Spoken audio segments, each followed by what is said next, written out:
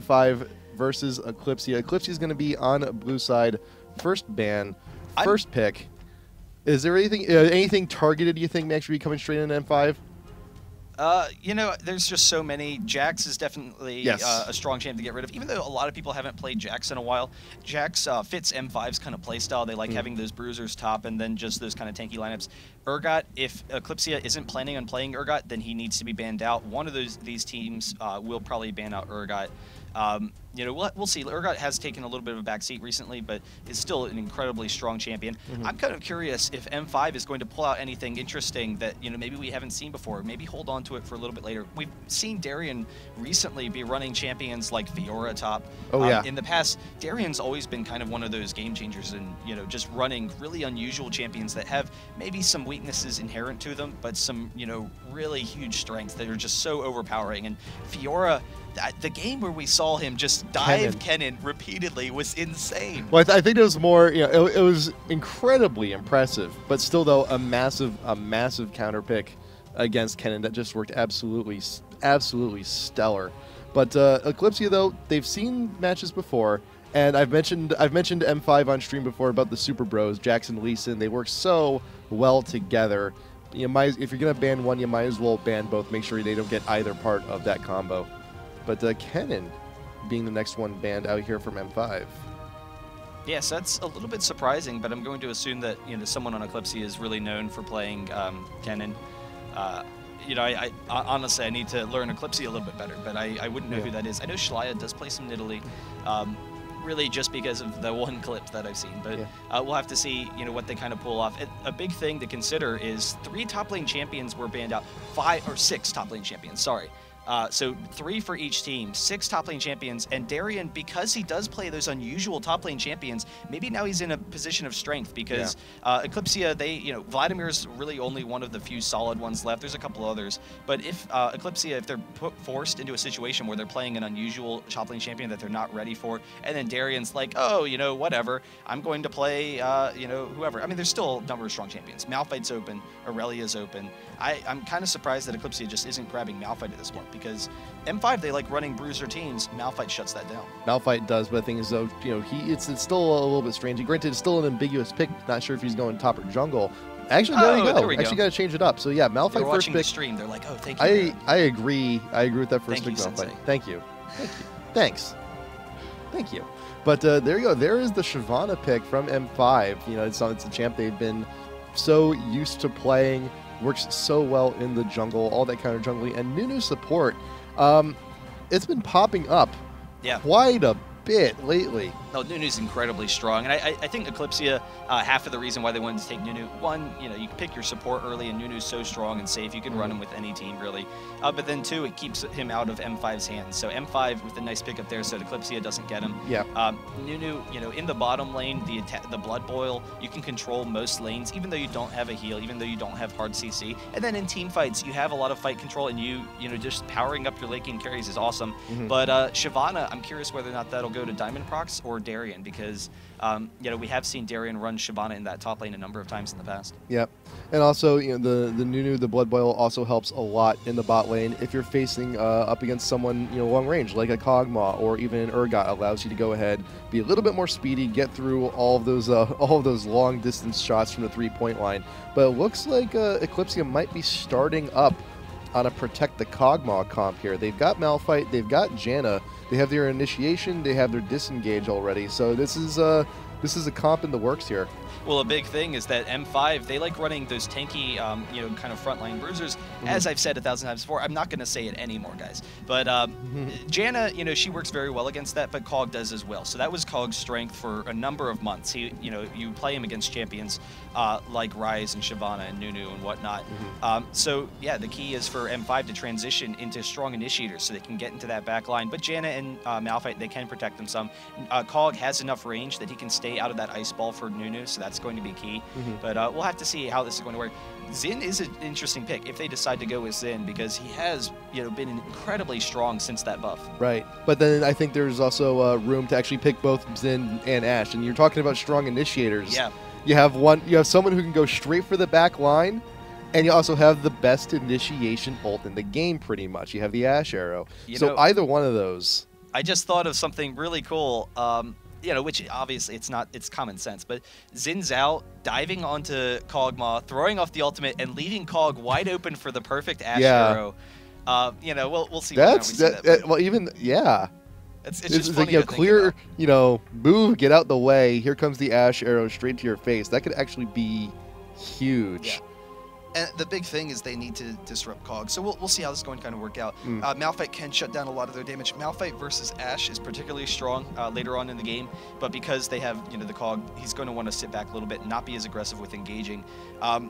Karthus, definitely a really strong pick. When they have all these close range champions, you can pick that up, and then switching it up with Nocturne. So they have some nice AoE. One of the nice things, some nice initiation themselves. They have 2 global ultimates that they can, are essentially global, so they can put some pressure on lanes. But one of the nice things with the Janna pick is M5, one of the things they're really known for doing is being really aggressive around the map and taking control of your jungle, really abusing that top lane. A lot of it comes down from Diamond Procs and that kind of pressure he puts on. But with Janna, with Nocturne, he's going to be extremely fast with the Janna passive, and then having his ultimate as well, he can counter any sort of aggression that M5 is looking to do. Yep. It's just a matter of will Nocturne be able to actually zoom in on his target, though? I think that's the big issue here, because a lot of the damage is everyone's going to be really focusing in on Kog'Maw.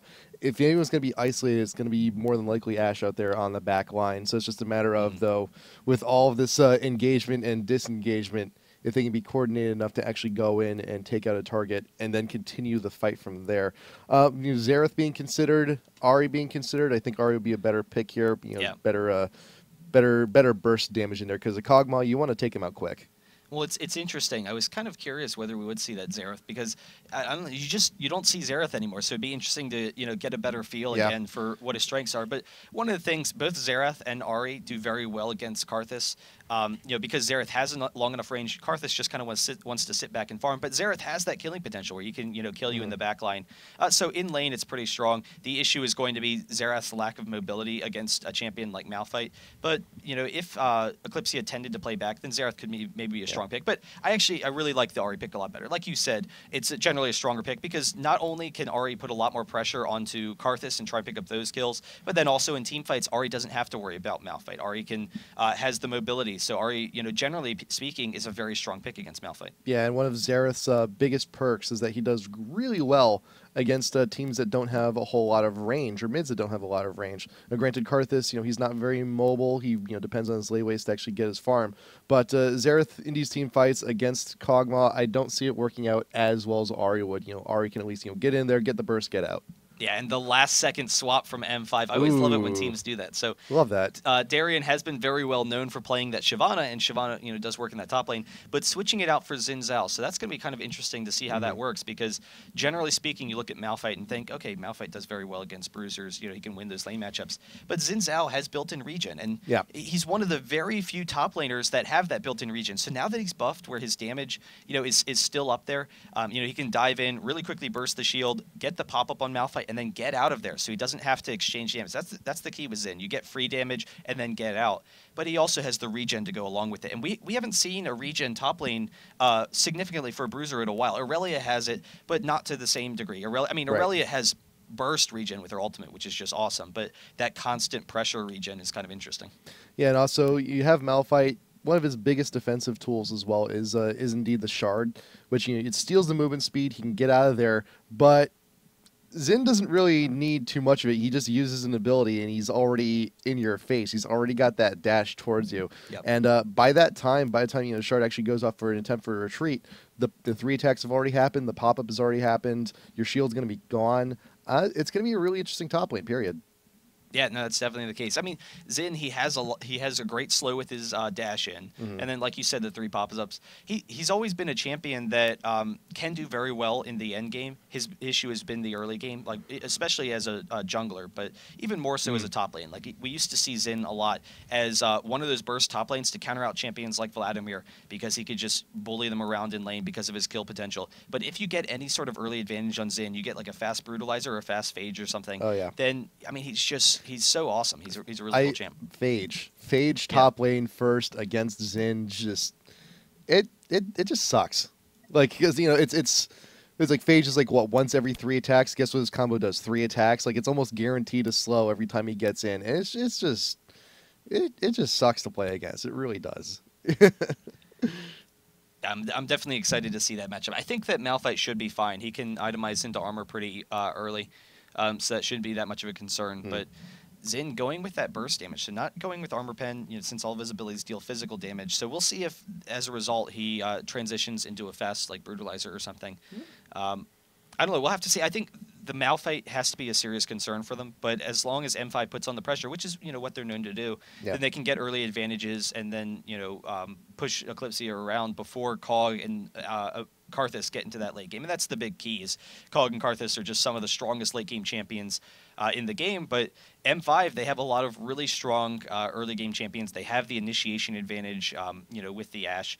Though Nocturne and Malphite both are extremely strong initiators. So it should be an interesting match. All right. So let's put it to a quick scale here. So Eclipsia, Kog'Maw, going to be dependent on a lot of damage from him. How on a scale of 1 to 10, how safe do you think he's actually going to be later on in these team fights with this comp and what they're facing up against?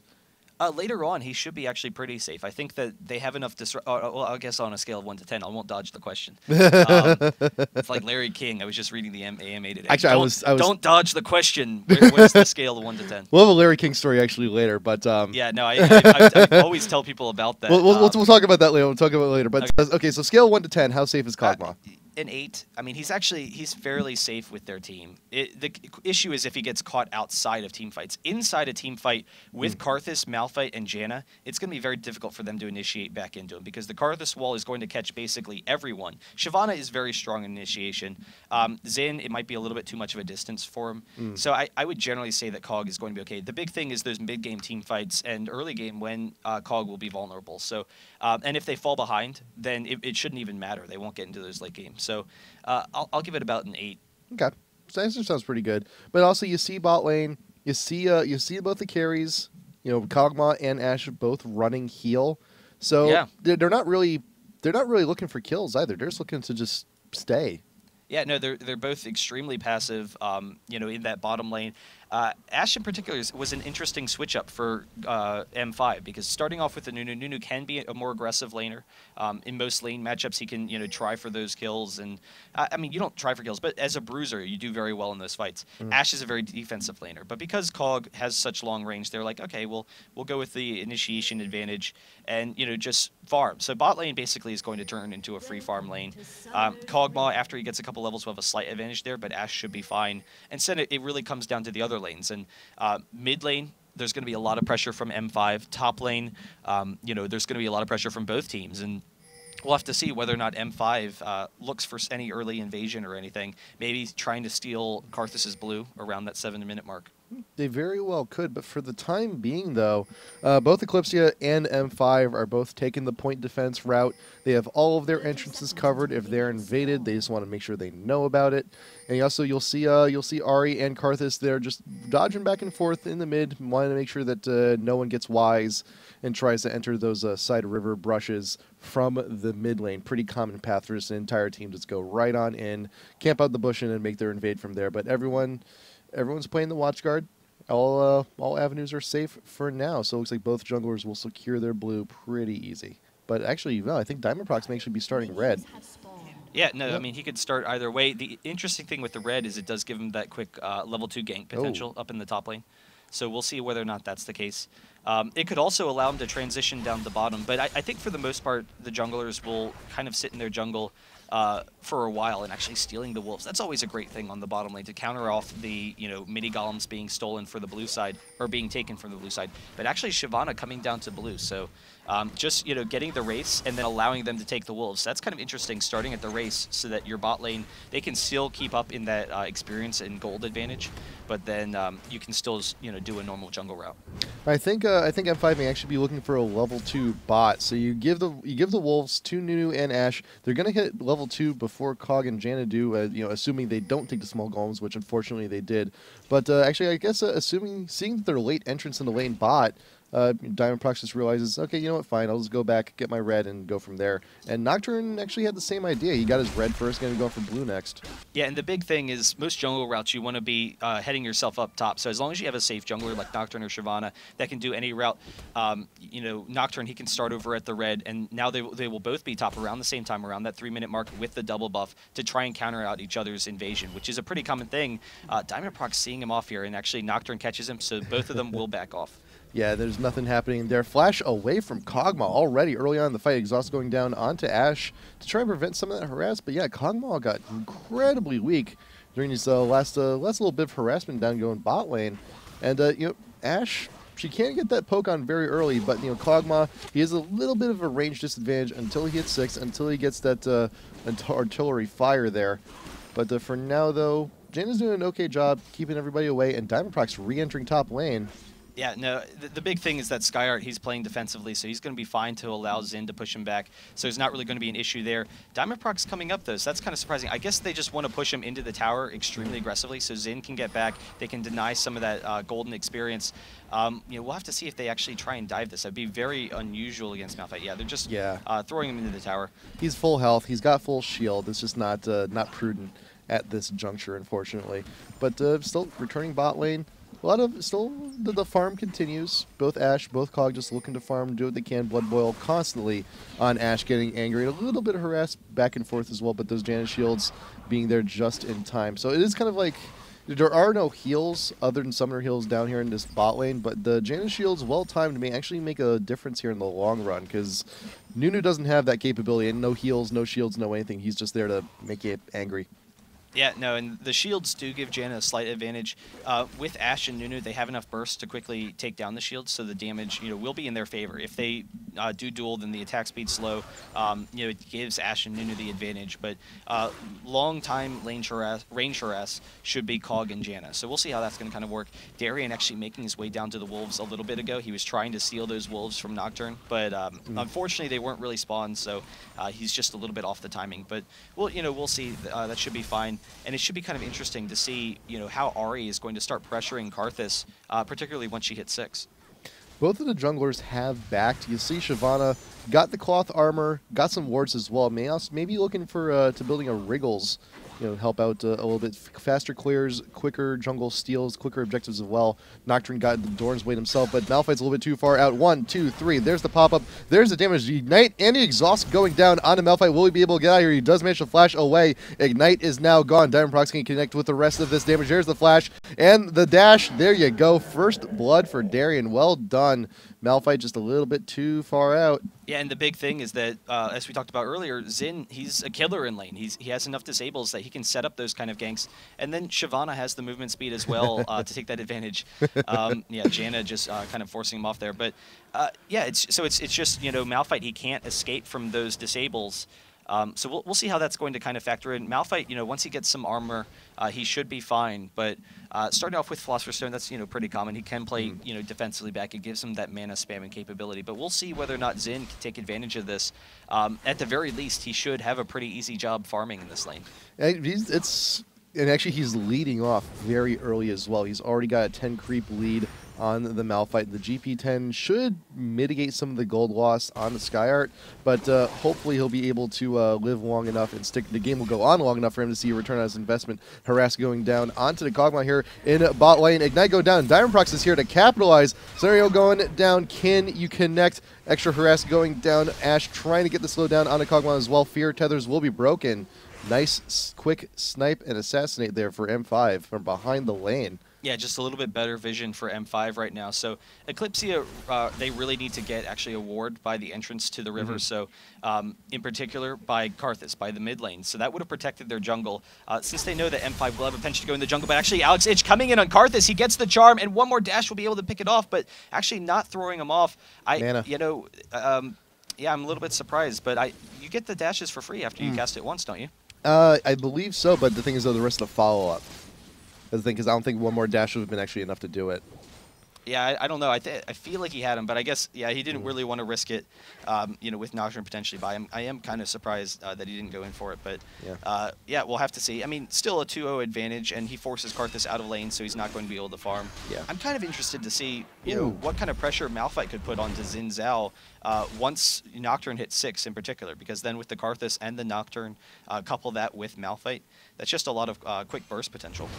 Darian did burn the ult. He did whiff on that the little spear swing. He's not going to be isolating Skyer here top lane, but he's looking for the rest. He's looking for all that extra damage. And right now, Kog'Maw being chunked out huge by Nunu just smacks right across the back of the, I guess, the thorax. But there you go, the Ash arrow not managing to make that hit, not getting to connect for that kill. But still, though, it's forcing Kog'Maw out of lane. It's giving Genja and GoToPepper a lot more time to push up against Janna and free farm just a little bit more. Yeah, it was a blind Ash arrow, so yeah, he just wanted to try and sneak it in there, but just couldn't. So we'll see how this is going to factor in. Karthus going to be stealing his own Wraith, so he's going to be fine there. But I don't know, we're starting to see the pressure that M5 can put on the map, and the key for Eclipse is one, to play defensively in the lanes where they want to, namely bottom lane, but then put on pressure in the other lanes. So Nocturne sitting up top with Xin. We'll see if they have that hard initiation with Malphite here. And he's actually walking right up the lane. Oh, no, he's just going to back off. Darian is getting really tanky really quick. He's got the Merc Treads, and he's got a Giant's Belt. I think he may actually have more health than Malphite does at this moment. And, still a lot, plenty of damage. Plenty of damage to still take him out with some help from Shyvana. But here comes Nocturne. Yeah, he has 1,600 health to Malphite's 1,100. And being underneath the tower, Skyart, he can't engage here. So Shyvana actually backing off. So that there's no opportunity for them to engage. We'll see if they decide to tower dive it or if maybe they try and bait Xin out. But he should be pretty safe here. So, yep, Darian still pushing just a little bit. I'm not so fresh. I'm not so sure if he should still be around here, though. There's not a whole lot of opportunities, just wasting his time running back and forth. And that double buff doesn't last forever. I think there's a little bit more of a greener opportunity here in either mid or in bot because you got Ahri pushing up. You got Ashe and Nunu pushing up pretty far up. But there's Diamond Procs with an Oracles now pretty early in addition to going with a near complete Wriggle's Lanterns. Just needs about 150 more gold for that thing. So next back, that should be a pretty easy pickup. Traversing on down to the mid, clearing out some ward coverage, grabbing some race as well. In the meantime, Alex still pushing up Shalaya, denying enough of that farm, 74 to 75. It's still even, but still it's that harassment. It's that keeping you by the tower. It's that pressure. There you go, Nocturne ult. Where is it going? It's going into the mid. There's Ahri being exhausted. Shyvana is here to help with the dragon form and an exhaust in return. You may actually get the safety, but there's the charm. That's going to be enough damage keeping Nocturne still for that kill. Yeah, and actually Kog chasing into Kill War will get the kill. Kog actually picking up Nunu. One more attack, he's able to get it just before the Monsoon from Janna. So gives Ashe a little bit of a boost to get out of there. M5 will be fine. And it's kind of surprising to me that Nocturne would, so aggressively engage against Ahri because Karthus was, generally pretty safe underneath that tower. And there's just no follow-up from Karthus. So it's, Ahri can just dash out of there. Yes, it would burn the ultimate from Ahri, so that would be a nice thing. But as a result, he goes down. M5, they get the dragon. They can, back off with that advantage. Yeah, and I'm sure there's also a little bit of miscommunication from Eclipsia as well because that the ult from Havoc was just a little bit too late, and even then, like at that particular moment, like the best possible situation, like Ashe, the arrow would have probably like left the quiver and still would have hit the target with her changing positions, and it also pushed her further back away from the Kog'Maw passive, so there's even less damage going down, and Genja still does not have to back because of it. Yeah, and this is actually kind of interesting to me. Xin starting off with the Giant's Belt. So, he's going to be able to build into a Warmogs or a Frozen Mallet. Frozen Mallet, a little bit more common.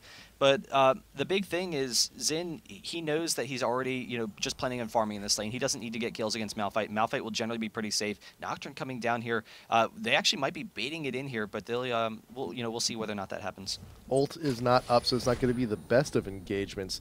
But possibly looking to see if he can't lure GoToPepper at the very least. Snowball going down. He's going for that extremely aggressive harass. Here comes Nocturne from the river. There's a tornado to pop him up, and the Karthus ult to ensure the kill. Kill War manages to get credit the Karthus ult just for a little bit of a guarantee, just in case he had the flash and wanted to use it. He had it, just didn't decide to. Also had the ult up, but it would have been a little bit of a waste. So nice quick kill, but Genja getting chunked out as well. One more attack, actually. He's going to be able to get it with the ultimate. No, he backs off for a second. I thought he might go in for that. But, yeah, no, it's nice pressure. Malphite actually coming in behind, so Genja, unfortunately, will go down. The miss ultimate, and then the heal from Skyart. I'm So Fresh is here, though. He will probably go down. There's the attack. But now Ahri is here, so Skyart, you know, he may be low enough that Alex Ich could go in for this. There's the dash over the wall. Quick charm and damage. Alex Ich connecting on that one completely. That was the miss that ult from Malphite, yeah. That sucks.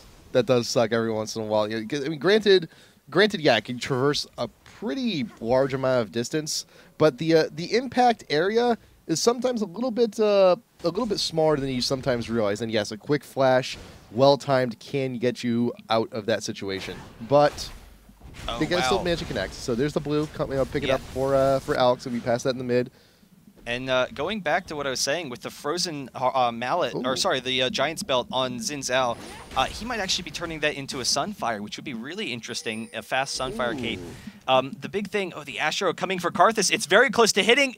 Just barely stepping out of the way. So Shlaya, I'm sure he saw that on that ward there and was just like, okay then. Yeah. But the big thing is Xin, he's just planning on farming up here. He knows that, you know, he probably won't have enough damage to kill Malphite, so he's fine with farming into his later game builds. Yeah. But it makes him tanky enough that they can't quick burst him down with the Malphite Nocturne Karthus combo. They can't, you know, get these sneaky kills. So he's going to be very safe up there. He already has regen from his passive. So that's kind of interesting. But with the Sunfires, not only is that going to give him pushing potential, you know, but he's going to be so tanky in fights that it could be pretty difficult for Eclipsia to take him down. And Eclipsia opting for the lane switch because, you know, if he's going to be passive farming from here on, you might as well match him up with another passive farmer, and that's Karthus. You know, just keep him up there. So, again, we're at least for both getting our farm. It's not really a whole big deal. And granted, you know, Karthus will put the hurt down with that AoE, with those lay wastes, if Xin does decide to get a little cheeky. And since they know Sunfire is going to be built, he's not building the magic defense, and granted health is going to mitigate a lot of it. It's not the most ideal of situation, but now I'm wondering Malphite in mid going up against Ahri.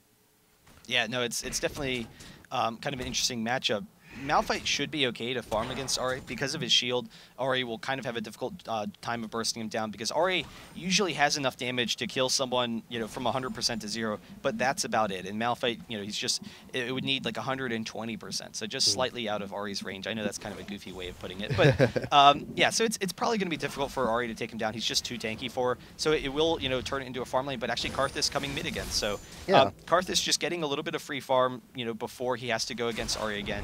And then we'll be fine. But actually, Nocturne coming in onto Ashe with the Fear as well, coming in from behind. The Nunu ultimate trying to get him out of there, but Genja's very low, does go down. And then Gosu Pepper, along with that Karthus ultimate, the flash in from Kill War, able to pick up that kill. Nice double kill there. I can't help but think that maybe Gosu Pepper should have just left the ult going for a little bit because he started it up, immediately moves, and now with that last patch, he's, you know, does at least, you know, minimum amount of damage instead of just absolutely nothing.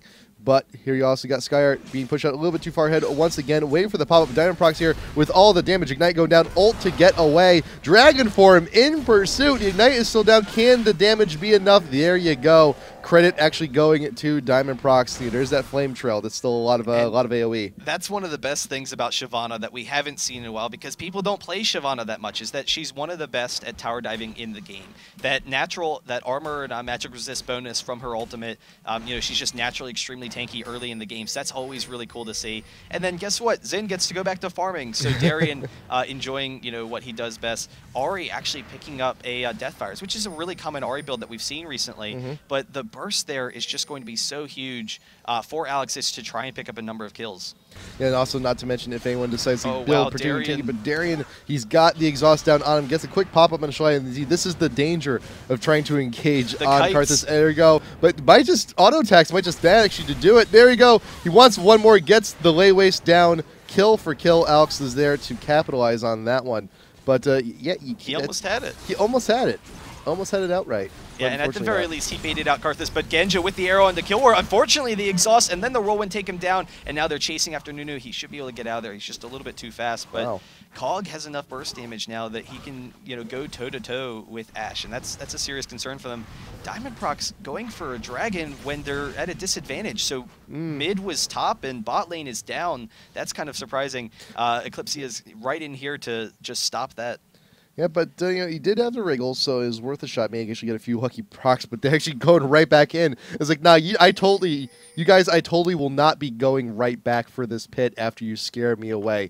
That's, it's just trying to fake him out. And I'm So Fresh actually moves out of position, and there you go. You actually have M5 in pursuit, trying to follow on up, and Nocturne's going to realize he's in a very bad spot right now. He has been cornered in the Tri-Brush. Fear Tether's going down. Ghost Member may actually still go down here, but Darian coming in from top lane, grabbing the quick assist on that one, but you got Havoc, you got Killwar trying to get away from this dragon, but Diamondprox will go ahead and back off from that one. Yeah, they do have to worry about Malphite coming down, but they have the better ward control over Eclipsia right now, so they are going to be fine, and they're actually just transitioning right into this dragon. That's going to be fine. Alex Ich, not at maximum efficiency, but he's still pretty fine. He might actually just look for a dive over this wall if he gets an opportunity. Cog is sitting by this ward, so they might actually go for this. The slow, and now Alex Ich probably with the follow-up gets one dash, the second dash with the charm, picks up the quick kill onto Kog'Maw. Oh, that was so sexy. That was absolutely very, very sexy. You had the vision from that Ashe arrow, given everything you need. It was like, okay, got the positioning, dash, we're in. Yeah, no, I mean, Eclipsia, they've done a really great job of keeping this game very even so far, and they have such an awesome late game. But M5, they're starting to put on some pressure. They really need to pull away with this right now. But, as long as they keep their bruisers really well fed, then they could just become so unkillable for Eclipsia.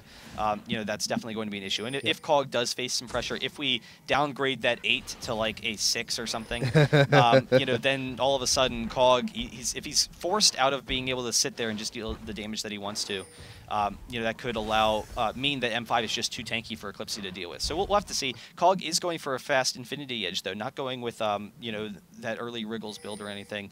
But so he is going to have, really strong damage in those mid-game fights. Yeah, top 10 safety value subject to change. Like there, Nocturne going in for the quick stun, the quick fear on the Gosu Pepper, but I don't think they can actually connect with it. Ignite going down, Exhaust going down, Karthus ult going down. I didn't even realize how low the tier 1 was. But there you go, quick kill for Nocturne, the minions blocking the path just a little bit.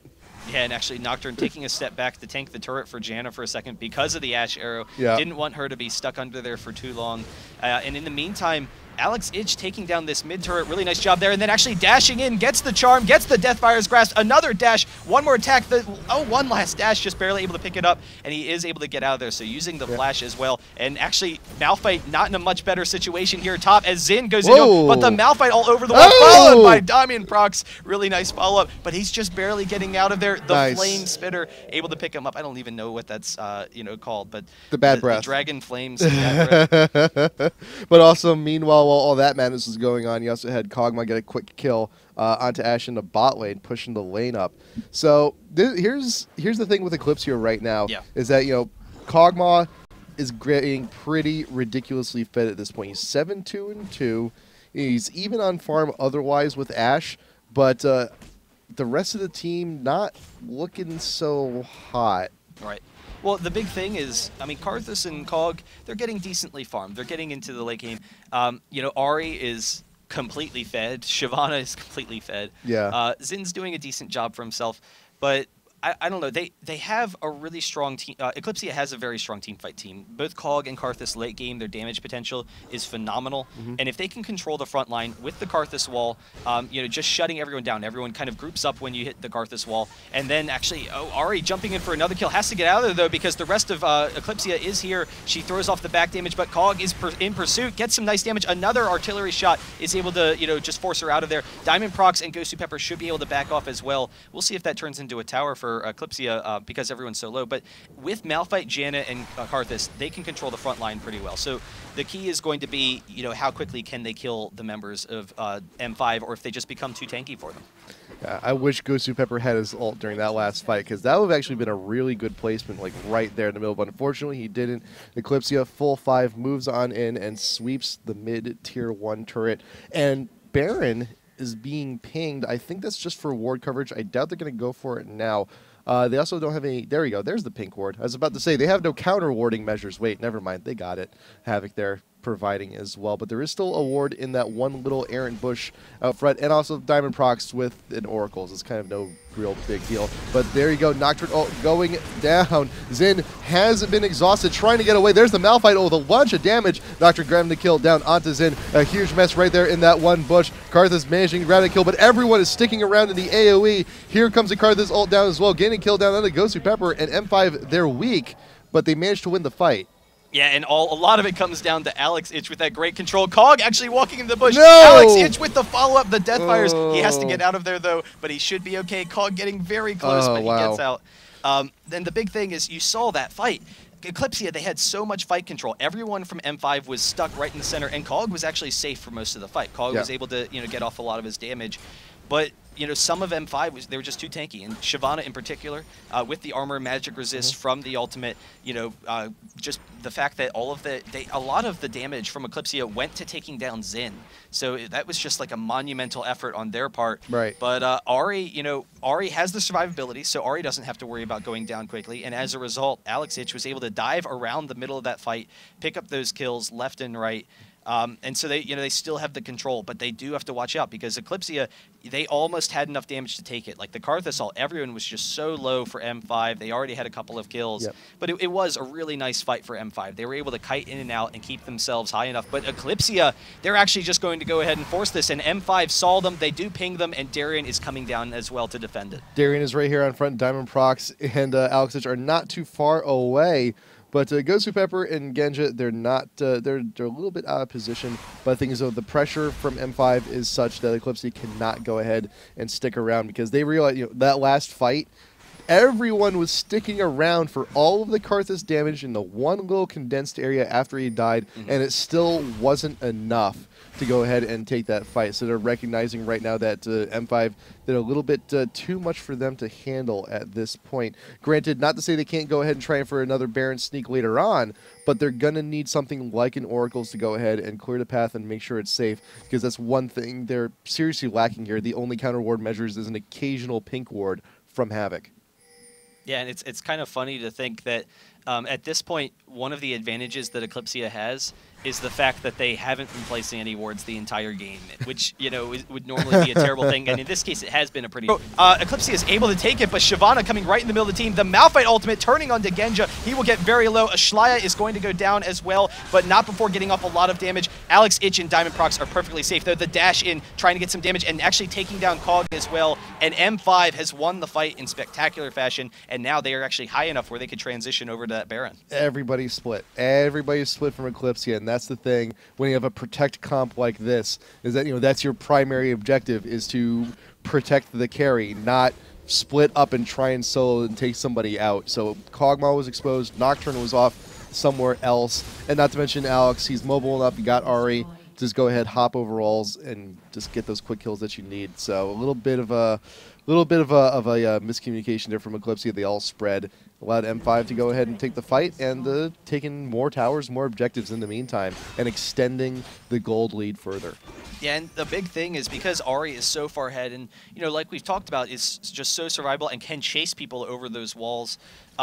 Yeah, and it has so much damage. Eclipsia right now, because they're they are behind. They're not kind of behind. Because they're behind, they still need to get their damage items. And Kog, he still needs to finish that Infinity Edge before he can even consider going into defensive items. And as a result, Alex Ich is going to be able to do this the entire game. Kill War walking into it, and Alex Ich picks up the quick kill. But yeah, the issue is that Kog, later on in the game, yes, he would like to get something like a Guardian Angel and protect against that, threat of Ahri in the backline, because Ahri is really his #1 threat right now.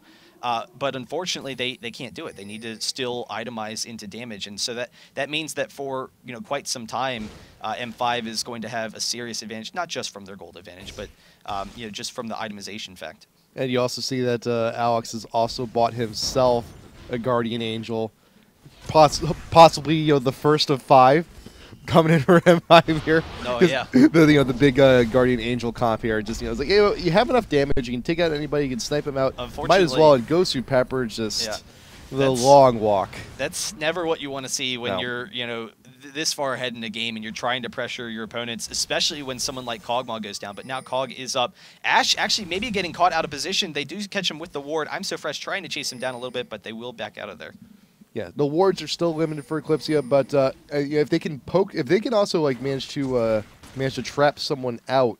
If they can manage to trap out Diamond Procs, that would be huge. Getting rid of that Oracles actually mean a lot for Eclipsia, but I don't think they're going to be getting that anytime soon. Nocturne ult, very aggressive going on the Genji. This could be a huge mistake. Spell Shield blocking the pop-up, but Darien right there in the middle of everything with the ult, shoving Skyheart into the tower and closer to Ahri will actually be going down. There's Karthus AoE going down. That's a lot of damage, but it's not going to be enough.